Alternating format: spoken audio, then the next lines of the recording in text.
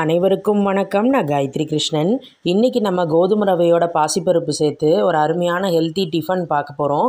வீடியோவை ஸ்கிப் பண்ணாமல் பாருங்கள் ஃப்ரெண்ட்ஸ். வீடியோக்கு ஒரு லைக் கொடுத்துட்டு சேனலையும் சப்ஸ்கிரைப் பண்ணிக்கோங்க. இந்த டிஃபன் பண்ணுறதுக்கு பாருங்கள், நம்ம 1 கப் கோதுமை ரவை எடுத்திருக்கோம். அதே சைஸ் கப்லேயே நம்ம 1/4 கப் பாசிப்பருப்பு எடுத்துக்கலாம். இதான் ரேஷியோ. 1 கப்புக்கு 1/4 கப் பாசிப்பருப்பு. கடாயில் நம்ம பாசிப்பருப்பை ஃபஸ்ட்டு வறுத்து எடுத்துக்க போகிறோம். 1/4 கப் பாசிப்பருப்பை சேர்த்துக்கலாம். ட்ரை ரோஸ்ட் தான் பண்ண போகிறோம். பருப்பு கொஞ்சம் வாசனை வர அளவுக்கு நம்ம வறுத்துக்கலாம். ரொம்ப ஹெல்த்தியான ஒரு டிஃபன். கண்டிப்பாக எல்லாருமே ட்ரை பண்ணி பாருங்கள். எப்போவுமே நம்ம கோதுமை ரவையில் உப்புமா பண்ணுவோம். இந்த மாதிரி ஒரு தடவை பொங்கல் ட்ரை பண்ணலாம். டிஃப்ரெண்ட் டேஸ்ட்டில் நல்லாயிருக்கும். ஏகாதசி மாதிரி விரத நாட்களுக்கெல்லாம் நம்ம இந்த மாதிரி டிஃபன் செய்யலாம். அரிசி சேர்க்காமல் ஒரு டிஃபன். பாசிப்பருப்பு கொஞ்சம் வாசனை வருது, அந்த அளவுக்கு வறுத்துட்டோம். இப்போ இதை நம்ம தனியாக ஒரு கப்பில் எடுத்து வச்சிடலாம். அதே கடாயிலேயே பாருங்கள், ஒரு 1/2 ஸ்பூன் மட்டும் நெய் விட்டுக்கலாம். இப்போ இதில் நம்ம எடுத்து வச்ச 1 கப் கோதுமை ரவையை உள்ளே சேர்த்துடலாம். நெய்யிலே வறுத்தெடுத்தால் கொஞ்சம் வாசனையாக இருக்கும், அதனால தான் இந்த மாதிரி பண்ணுறோம். ஜஸ்ட்டு ஒரு 1 நிமிஷத்துக்கு மட்டும் வறுத்துப்போம். இந்த மாதிரி வறுத்துட்டு பண்ணும் போதே ஒரு டிஃப்ரெண்ட் டேஸ்ட்டில் நல்லாயிருக்கும். சாதாரணமாக டைரெக்டாக கோதுமை ரவையை போட்டு பண்ணுறதோட கொஞ்சம் லைட்டாக நெய்யில் ரோஸ்ட் பண்ணிவிட்டு அந்த மாதிரி பண்ணலாம். கோதுமை ரவையும் அந்த நெய் வாசனையோட ஒரு 1 நிமிஷம் வறுத்து அதையும் ஒரு பிளேட்டில் எடுத்து வச்சிட்டோம். குக்கரில் நம்ம இன்றைக்கி 1 ஸ்பூன் ஃபுல்லாக நெய் சேர்த்துக்கலாம்.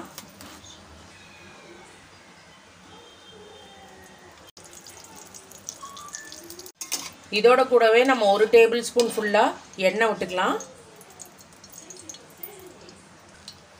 நெய் உருகி எண்ணெய் ஹீட்டாக எடுத்து ஃபஸ்ட்டு மிளகு சேர்த்துக்கலாம். ஜீரகம், முந்திரி பருப்பு ஆட் பண்ணிக்கலாம். ஒரு துண்டு இஞ்சியை தோல் எடுத்துட்டு சீவி வச்சுருக்கோம். இஞ்சி துருவல் உள்ளே சேர்த்துக்கலாம். பெருங்காயம் ஆட் பண்ணிப்போம். கருவேப்பிலை சேர்த்துக்கலாம். ஒரே ஒரு பச்சை மிளகாயை ஃபைனாக கட் பண்ணி உள்ளே ஆட் பண்ணிக்கலாம். சேர்த்துட்டு அப்படியே கலந்து விட்டுக்கோங்க. நெய்யிலே எல்லாமே தாளித்து ரெடியாகட்டும்.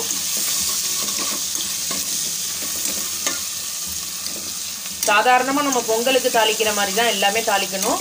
எக்ஸ்ட்ராவாக நம்ம இதில் பச்சை மிளகாய் மட்டும் போட்டிருக்கோம்.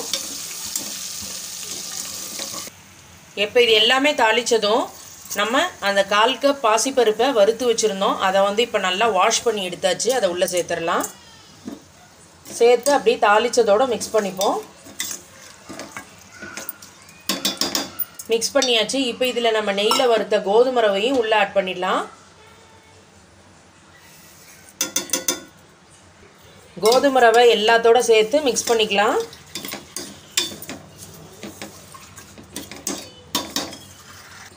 இப்போ இதில் நம்ம தண்ணி சேர்க்கலாம். நம்ம எந்த கப்பில் கோதுமை ரவை எடுத்தோமோ அதே கப்லேயே 4 கப் தண்ணி எடுத்து வச்சுருக்கோம். உள்ளே ஆட் பண்ணிக்கலாம்.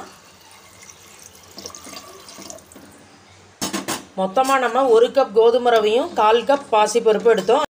4 கப் தண்ணி விட்டுருக்கோம். அப்படியே சேர்த்து மிக்ஸ் பண்ணிக்கலாம். இப்போ இதில் நம்ம தேவையான அளவு உப்பு ஆட் பண்ணிக்கலாம். உப்பு சேர்த்தாச்சு. கலந்து விட்டுக்கோங்க.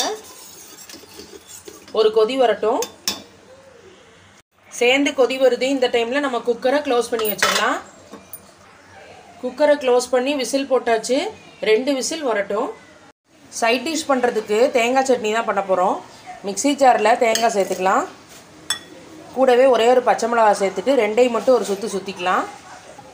தேங்காய் பச்சை மிளகாயை ஒரு சுற்றியாச்சு. இப்போ இதில் நம்ம பொட்டுக்கடலை சேர்த்துக்கலாம். முந்திரி பருப்பு ஆப்ஷனல், வேணும்னா சேர்த்துக்கோங்க ஒரு டேஸ்ட்டுக்காக. 2 கருவேப்பிலை, தேவையான அளவு உப்பு, தண்ணி விட்டு சட்னியாக அரைச்சிக்கலாம். சட்னி அரைச்சி சர்விங் பவுலுக்கு மாற்றியாச்சு. கடுகு, உளுத்தம் பருப்பு, பெருங்காயம், கருவேப்பிலை தாளிச்சிட்டோம். நம்மளோட இந்த கோதுமை ரவை பொங்கலுக்கு ஏற்ற ஒரு அருமையான சைட் டிஷ் தேங்காய் சட்னி ரெடி ஆயாச்சு. விசில் ப்ரெஷர் அடங்கியாச்சு. ஓப்பன் பண்ணி பார்த்துட்டோம்.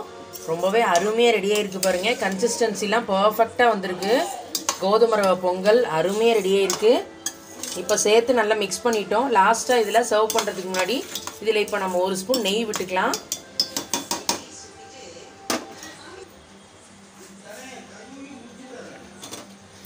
நெய்யோடு சேர்த்து கலந்து விட்டுக்கலாம். சும்மா ஒரு வாசனைக்காக தான் சேர்க்குறோம். அவ்வளோதான், நம்மளோட அருமையான கோதுமை ரவை பொங்கல் ரெடி ஆயாச்சு. கண்டிப்பாக எல்லாருமே இந்த ஹெல்த்தியான சுட சுட டேஸ்டியான நெய் மணக்க மணக்க கோதுமை ரவை பொங்கலுக்கு தேங்காய் சட்னியை காம்போவை வச்சு செஞ்சு சாப்பிட்டு பாருங்கள். சூப்பராக இருக்கும். கண்டிப்பாக எல்லோரும் ட்ரை பண்ணிவிட்டு ஃபீட்பேக்கை கமெண்ட் பாக்ஸில் ஷேர் பண்ணுங்கள். மேலும் மேலும் இன்ட்ரெஸ்டிங் வீடியோஸ்க்கு நம்ம மணக்கோலம் குக்கிங் சேனலை சப்ஸ்கிரைப் பண்ணிக்கோங்க. ப்ளீஸ் ஃப்ரெண்ட்ஸ், வீடியோக்கு ஒரு லைக் கொடுத்துட்டு எங்களுக்கு சப்போர்ட் பண்ணுங்கள். தேங்க்யூ.